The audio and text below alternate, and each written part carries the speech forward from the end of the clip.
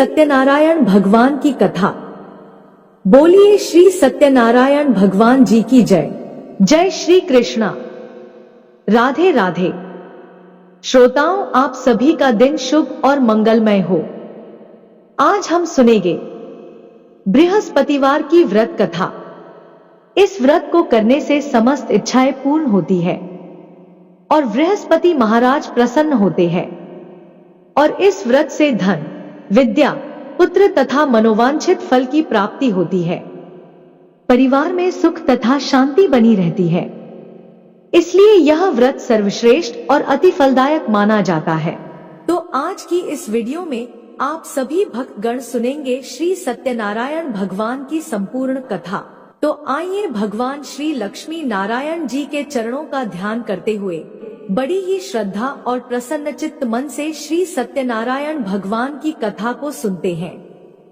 किंतु एक बात का विशेष ध्यान रखिएगा कि इस कथा को पूरा अवश्य सुनिएगा, क्योंकि सत्यनारायण भगवान की कथा को आधा अधूरा सुनने से हमें शुभ फल की प्राप्ति नहीं होती है।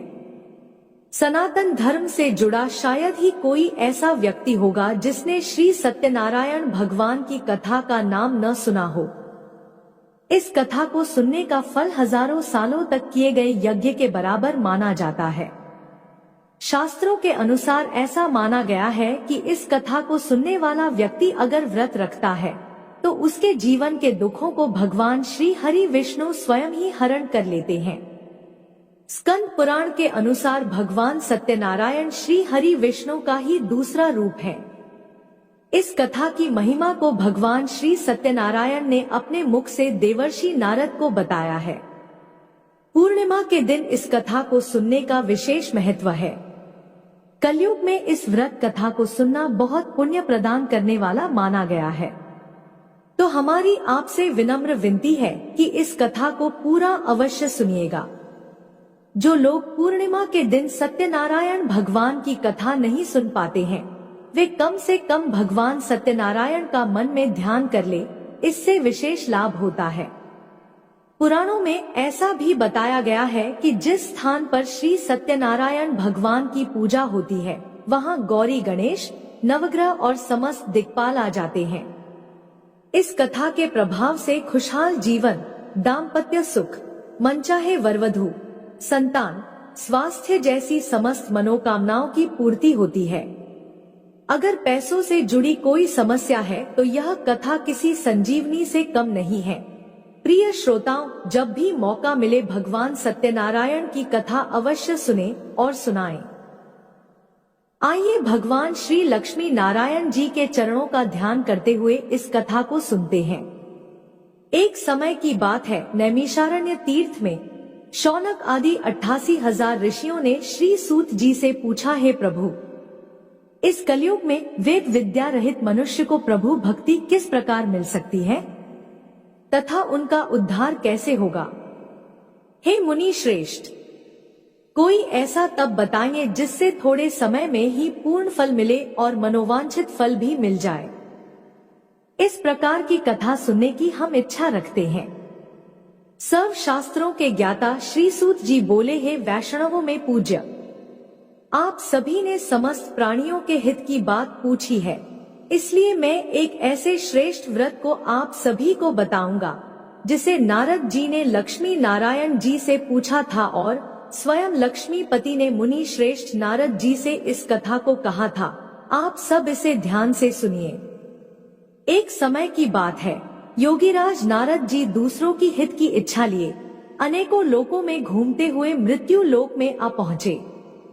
यहाँ उन्होंने अनेक योनियों में जन्मे प्रायः सभी मनुष्यों को अपने कर्मों द्वारा अनेकों दुखों से पीड़ित देखा। उनका दुख देख नारद जी सोचने लगे कि कैसा यत्न किया जाए जिसके करने से निश्चित रूप से मानव के दुखों का अंत हो जाए। इसी प्रकार मनन करते हुए वह विष्णु लोक में गए।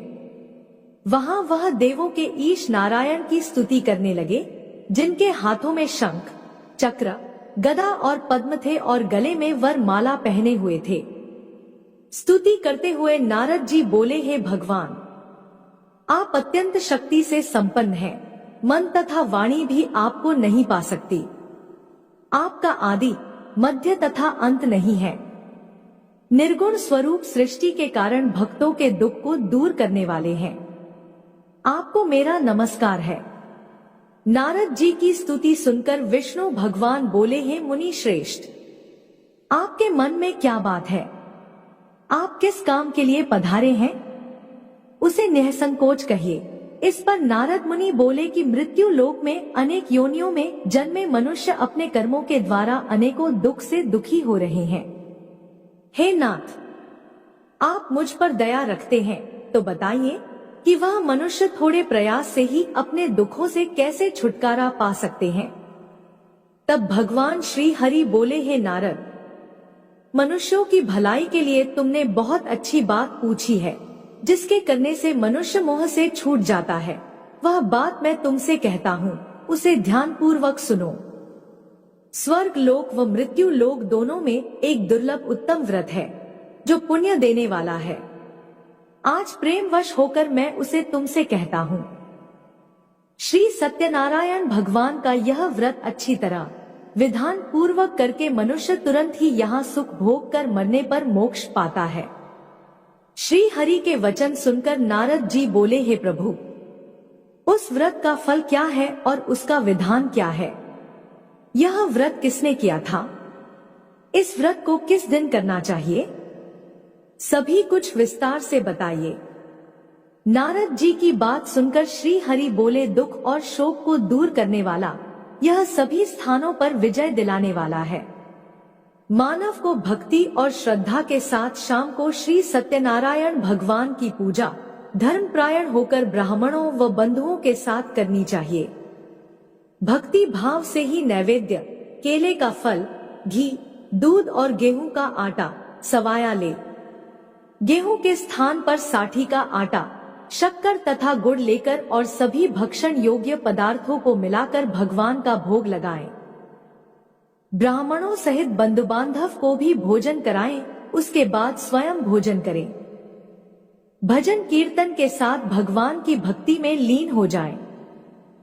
इस तरह से सत्यनारायण भगवान का यह व्रत करने पर मनुष्य की सारी इच्छाएं निश्चित रूप से पूरी होती हैं। इस कलिकाल अर्थात कलयुग में मृत्यु लोक में मोक्ष का यही एक सरल उपाय बताया गया है। इस प्रकार से श्री सत्यनारायण व्रत कथा का प्रथम अध्याय संपूर्ण हुआ। आप लोग बड़ी श्रद्धा और प्रेम से बोलिए, श्री सत्यनारायण भगवान की जय। श्रोताओं, अब दूसरा अध्याय सुनिए। सूत जी बोले, हे ऋषियों, जिसने सबसे पहले इस व्रत को किया था, मैं उसका इतिहास कहता हूँ, इसे ध्यान से सुनो। सुंदर काशीपुरी नगरी में एक अत्यंत निर्धन ब्राह्मण रहता था। भूख प्यास से परेशान वह धरती पर घूमता रहता था। ब्राह्मणों से प्रेम करने वाले भगवान ने एक दिन ब्राह्मण का वेश धारण कर उसके पास जाकर पूछा, हे विप्र, नित्य दुखी होकर तुम पृथ्वी पर क्यों घूमते हो? दीन ब्राह्मण बोला, मैं निर्धन ब्राह्मण हूँ, भिक्षा के लिए धरती पर घूमता रहता हूँ। हे भगवान, यदि आप इसका कोई उपाय जानते हैं तो मुझे बताइए। वृद्ध ब्राह्मण बोले कि सत्यनारायण भगवान मनोवांछित फल देने वाले हैं, इसलिए तुम उनका पूजन करो। इसे करने से मनुष्य सभी दुखों से मुक्त हो जाता है। वृद्ध ब्राह्मण बनकर आए सत्यनारायण भगवान उस निर्धन ब्राह्मण को व्रत का सारा विधान बताकर अंतर्ध्यान हो गए। ब्राह्मण मन ही मन सोचने लगा कि जिस व्रत को वृद्ध ब्राह्मण करने को कह गया है, मैं उसे अवश्य करूंगा। यह निश्चय करने के बाद उसे रात में नींद नहीं आई। वह सवेरे उठकर श्री सत्यनारायण भगवान के व्रत का निश्चय कर भिक्षा के लिए चला गया। उस दिन निर्धन ब्राह्मण को भिक्षा में बहुत धन मिला, जिससे उसने बंधु बांधव के साथ मिलकर श्री सत्यनारायण भगवान का व्रत संपन्न किया। भगवान सत्यनारायण का व्रत संपन्न करने के बाद वह निर्धन ब्राह्मण सभी दुखों से मुक्त हो गया और अनेक प्रकार की संपत्तियों से युक्त हो गया। उसी समय से यह ब्राह्मण हर माह इस व्रत को करने लगा। इस तरह से सत्यनारायण भगवान के व्रत को जो मनुष्य करेगा, वह सभी प्रकार के पापों से छूटकर मोक्ष को प्राप्त होगा। जो मनुष्य इस व्रत को करेगा वह भी दुखों से मुक्त हो जाएगा। सूत जी बोले, इस तरह से नारद जी से नारायण जी का कहा हुआ श्री सत्यनारायण व्रत को मैंने तुमसे कहा। हे विप्रों, मैं अब और क्या कहूं? ऋषि बोले, हे मुनिवर, संसार में उस विप्र से सुनकर और किस किस ने इस व्रत को किया, हम सब इस बात को सुनना चाहते हैं। इसके लिए हमारे मन में श्रद्धा का भाव है। सूत जी बोले, हे मुनियों, जिस जिसने इस व्रत को किया है वह सब सुनो। एक समय वही विप्र धन और ऐश्वर्य के अनुसार अपने बंधु बांधवों के साथ इस व्रत को करने को तैयार हुआ। उसी समय एक लकड़ी बेचने वाला बूढ़ा आदमी आया और लकड़ियां बाहर रखकर अंदर ब्राह्मणों के घर में गया। प्यास से दुखी लकड़हारा उन्हें व्रत करते देख प्रणाम कर पूछने लगा कि आप यह क्या कर रहे हैं तथा इसे करने से क्या फल मिलेगा, कृपया मुझे भी बताइए। ब्राह्मण ने कहा कि हे राजन, सब मनोकामनाओं को पूरा करने वाला यह सत्यनारायण भगवान का व्रत है। इनकी कृपा से ही मेरे घर में धन धान्य आदि की वृद्धि हुई है। विप्र से सत्यनारायण व्रत के बारे में जानकर लकड़हारा बहुत प्रसन्न हुआ। चरणामृत लेकर वह प्रसाद खाने के बाद अपने घर गया। लकड़हारे ने अपने मन में संकल्प लिया कि आज लकड़ी बेचने से जो धन मिलेगा उसी से मैं श्री सत्यनारायण भगवान का उत्तम व्रत करूंगा। मन में इस विचार को लेकर बूढ़ा आदमी सिर पर लकड़ियां रखकर उस नगर में बेचने गया जहां धनी लोग ज्यादा रहते थे। उस नगर में उसे अपनी लकड़ियों का दाम पहले से 4 गुना अधिक मिला। बूढ़ा प्रसन्नता के साथ दाम लेकर केले, शक्कर, घी, दूध, दही और गेहूं का आटा लिया और सत्यनारायण भगवान के व्रत की अन्य सामग्रियां लेकर अपने घर गया। वहां उसने अपने बंधु बांधव को बुलाकर विधि विधान से सत्यनारायण भगवान का पूजन और व्रत किया। इस व्रत के प्रभाव से वह बूढ़ा लकड़हारा धन पुत्र आदि से युक्त होकर संसार के समस्त सुख भोग कर अंतकाल में वैकुंठ धाम चला गया। इसी प्रकार श्री सत्यनारायण व्रत कथा का दूसरा अध्याय संपूर्ण हुआ। आप लोग बड़े श्रद्धा और प्रेम से बोलिए, श्री सत्यनारायण भगवान की जय। प्रिय श्रोताओं, अब श्री सत्यनारायण कथा का तीसरा अध्याय सुनिए। सूत जी बोले, हे श्रेष्ठ मुनियों, अब आगे की कथा कहता हूँ, उसे ध्यान पूर्वक सुनिए। प्राचीन काल में उल्का मुख नाम का एक बुद्धिमान राजा था। वह सत्यवक्ता और जितेंद्रिय था। प्रतिदिन देव स्थानों पर जाता और निर्धनों को धन देकर उनके कष्ट दूर करता था। उसकी पत्नी कमल के समान मुख वाली तथा सती साध्वी थी। भद्रशलाला नदी के तट पर उन दोनों ने श्री सत्यनारायण भगवान का व्रत किया। उसी समय साधु नाम का एक वैश्य आया। उसके पास व्यापार करने के लिए बहुत सा धन भी था। राजा को व्रत करते देखकर वह विनय के साथ पूछने लगा, हे राजन, भक्ति भाव से पूर्ण होकर आप यह क्या कर रहे हैं? मैं सुनने की इच्छा रखता हूँ, इसलिए आप मुझे बताने का कष्ट करें। राजा बोला, हे साधु, अपने बंधु बांधव के साथ पुत्र आदि की प्राप्ति के लिए एक महाशक्तिशाली श्री सत्यनारायण भगवान का व्रत और पूजन कर रहा हूँ। राजा के वचन सुन साधु आदर से बोला, हे राजन, मुझसे इस व्रत का सारा विधान कहिए। आपके कथनानुसार मैं इस व्रत को करूंगा। मेरी भी संतान नहीं है और इस व्रत को करने से निश्चित रूप से मुझे संतान की प्राप्ति होगी। राजा से व्रत का सारा विधान सुनकर व्यापार से निवृत्त होकर वह अपने घर गया। साधु वैश्य ने अपनी पत्नी को संतान देने वाले इस व्रत का वर्णन कह सुनाया और कहा, जब मेरी संतान होगी तब मैं भी इस व्रत को अवश्य करूंगा। साधु ने इस तरह के वचन अपनी पत्नी लीलावती से कहे। एक दिन लीलावती पति के साथ आनंदित हो सांसारिक धर्म में प्रवृत्त होकर श्री सत्यनारायण भगवान की कृपा से गर्भवती हो गई। 10वें महीने में उसके गर्भ से एक सुंदर कन्या ने जन्म लिया। दिनोंदिन वह ऐसे बढ़ने लगी जैसे शुक्ल पक्ष का चंद्रमा बढ़ता है। माता पिता ने अपनी कन्या का नाम कलावती रखा।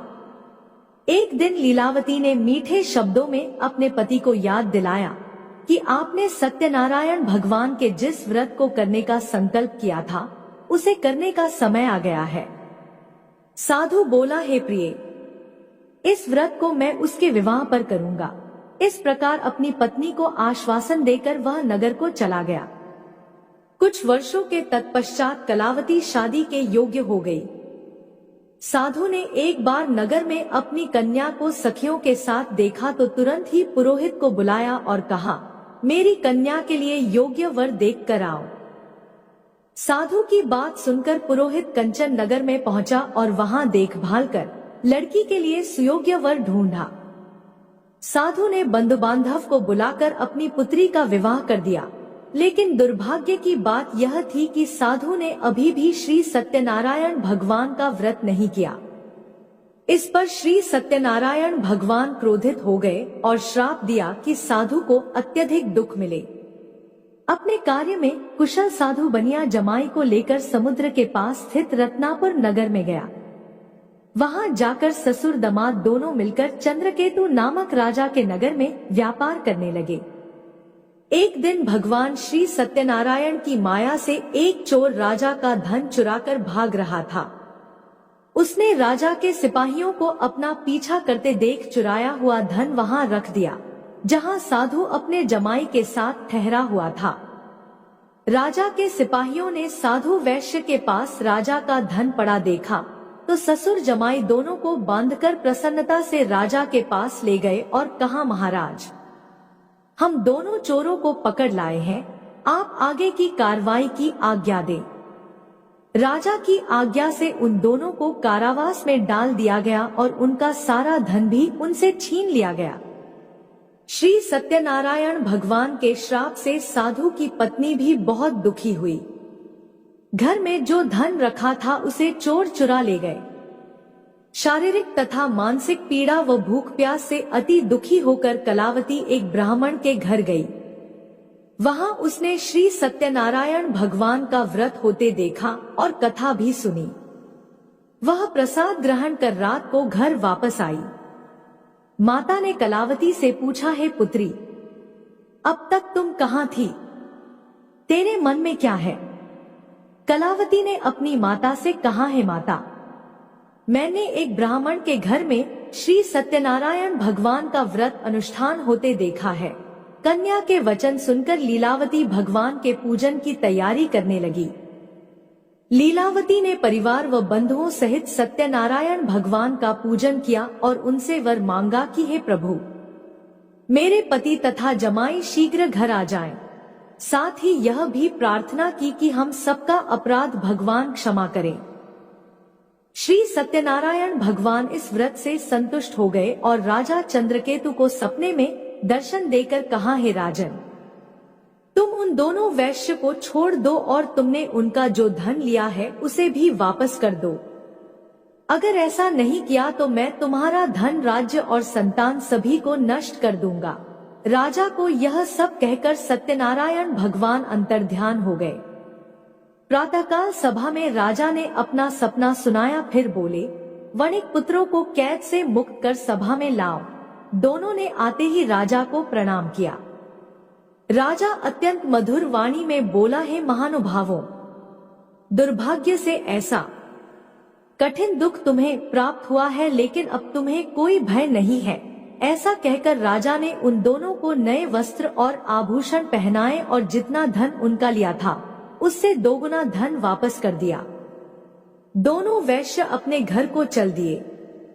इस प्रकार से श्री सत्यनारायण व्रत कथा का तीसरा अध्याय यहीं पर संपूर्ण हुआ। बड़े श्रद्धा और प्रेम से बोलिए, श्री सत्यनारायण भगवान की जय। श्रोताओं, आइए अब श्री सत्यनारायण भगवान की कथा का चौथा अध्याय सुनते हैं। सूत जी बोले, वैश्य ने मंगलाचार कर अपनी यात्रा आरंभ की और अपने नगर की ओर चल दिए। उनके थोड़ी दूर जाने के बाद एक दंडी वेशधारी श्री सत्यनारायण भगवान ने उनसे पूछा, हे साधु, तेरी नाव में क्या है? व्यापारी हंसता हुआ बोला, है दंडी, आप क्यों पूछते हो? क्या धन लेने की इच्छा है? मेरी नाव में तो बेल और पत्ते भरे हुए हैं। वैश्य के कठोर वचन सुनकर दंडी बने श्री सत्यनारायण भगवान बोले, तुम्हारे वचन सत्य हो। दंडी ऐसा वचन कहकर वहां से दूर चले गए और कुछ दूर जाकर समुद्र के किनारे बैठ गए।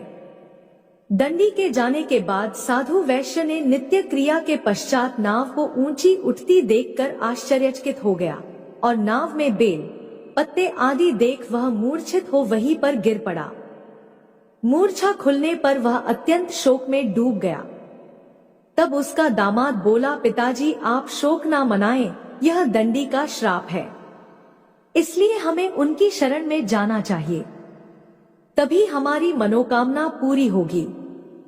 दामाद की बात सुनकर वह दंडी के पास पहुंचा और अत्यंत विनम्रता एवं भक्ति भाव से प्रणाम करके बोला, है महाराज, मैंने आपसे जो असत्य वचन कहे थे उनके लिए मुझे क्षमा कर दीजिए। ऐसा सुनकर महान शोकातुर होकर दंडी भगवान बोले, हे वणिक पुत्र, मेरी आज्ञा से बार बार तुम्हें दुख प्राप्त हुआ है क्योंकि तुम मेरी पूजा से विमुख हुए। साधु बोला, हे प्रभु, आपकी माया से ब्रह्मा आदि देवता भी आपके रूप को नहीं जानते प्रभु। मैं तो अज्ञानी हूँ, कैसे जान सकता हूँ?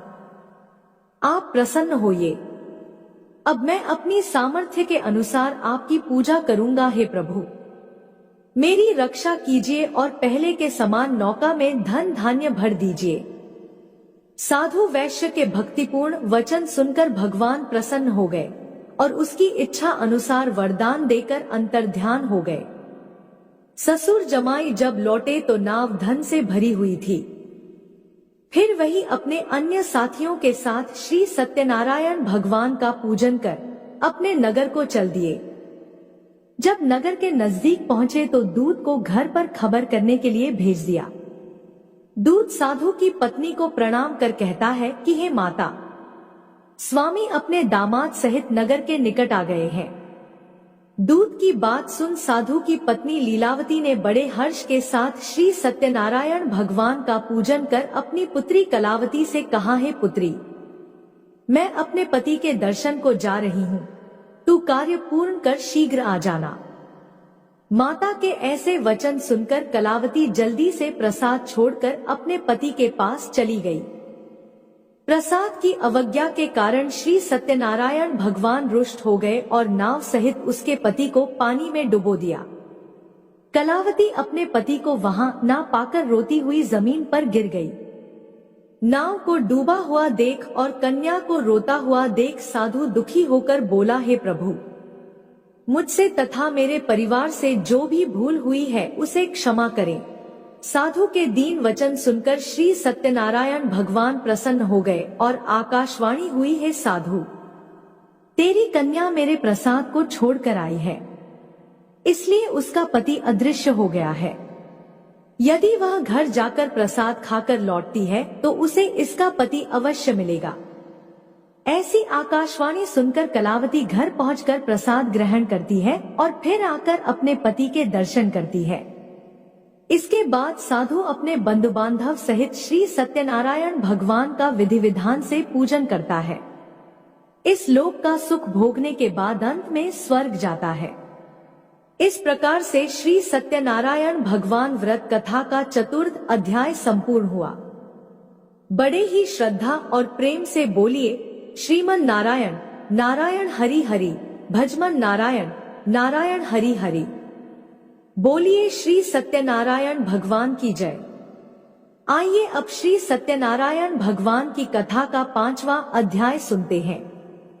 सूत जी बोले, हे ऋषियों, मैं और भी एक कथा सुनाता हूँ, उसे भी ध्यानपूर्वक सुनो। प्रजापालन में लीन तुंगध्वज नाम का एक राजा था। उसने भी भगवान का प्रसाद त्याग कर बहुत दुख सहन किया।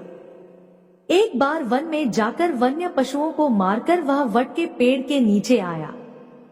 वहां उसने ग्वालों को भक्ति भाव से अपने बंधुओं सहित सत्यनारायण भगवान का पूजन करते देखा। अभिमानवश राजा ने उन्हें देखकर भी पूजा स्थल पर नहीं गया और न ही उसने भगवान को नमस्कार किया। ग्वालों ने राजा को प्रसाद दिया, लेकिन उसने वह प्रसाद नहीं खाया और प्रसाद को वहीं छोड़कर अपने नगर को चला गया। जब वह नगर में पहुंचा तो वहां सब कुछ तहस नहस हो चुका था। वह राजा शीघ्र ही समझ गया कि यह सब भगवान ने ही किया है। वह दोबारा ग्वालों के पास पहुंचा और विधिपूर्वक पूजा करके प्रसाद खाया तो श्री सत्यनारायण भगवान की कृपा से सब कुछ पहले जैसा हो गया। दीर्घ काल तक सुख भोगने के बाद मरणोपरांत उसे स्वर्ग लोक की प्राप्ति हुई। जो मनुष्य परम दुर्लभ इस व्रत को करेगा अथवा सुनेगा, भगवान श्री सत्यनारायण की अनुकंपा से उसे धन धान्य की प्राप्ति होगी। सत्यनारायण भगवान की कृपा से निर्धन धनी हो जाता है और दुर्बल बलवान हो जाता है। संतानहीन मनुष्य को संतान सुख मिलता है और सारे मनोरथ पूर्ण होने पर मानव अंतकाल में बैकुंठ धाम को जाता है। सूत जी बोले, जिन्होंने पहले इस व्रत को किया है, अब उनके दूसरे जन्म की कथा कहता हूँ, उसे ध्यान पूर्वक सुनो।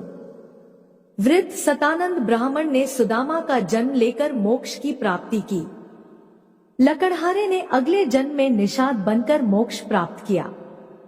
उल्कामुख नाम का राजा दशरथ होकर वैकुंठ को गए।